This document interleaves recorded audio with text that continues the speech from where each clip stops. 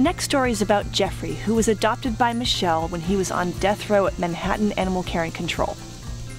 Michelle writes, "As an advocate, I cross-post hundreds of dogs hoping to help them gain exposure and find forever homes. I came across Jeffrey on Bruised Not Broken's Facebook page.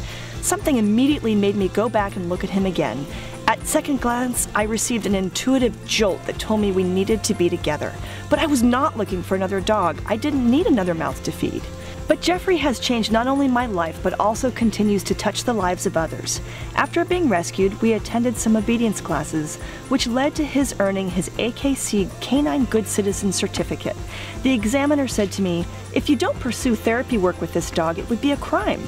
Jeffrey is now a registered Delta Pet Partners therapy dog, a registered reading education assistance dog, a Reiki-attuned canine, and a Goodwill ambassador for shelter dogs everywhere. In addition to weekly sessions and an inner-city reading program, Jeffrey volunteers at the Cove Center for Grieving Children and Camp Erin Newtown, where he provides compassionate, gentle comfort for children and families experiencing profound loss. He also is a volunteer at Camp for Refugee Children.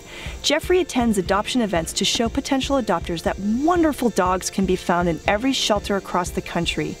Jeffrey changes my life each and every day by inspiring me to be a better person. He is a living lesson in gratitude, grace, and resilience, and I am so very blessed to walk beside him on this journey. Our next lesson comes from Sarah from Ontario, Canada, about Mallory. It's a lesson in patience and resilience. My girl reminds me every single day to enjoy the little things. Her excitement and thankfulness for life inspires me to seek the positive in all situations, just like she does. I got Mallory in 2011 when she was 1 year old. I worked at PetSmart, and every year Bark, a rescue group from Louisiana, brought dogs up for an adopt-a-thon. The day before they were leaving to head home, I took a walk to the tents to see the very few remaining dogs.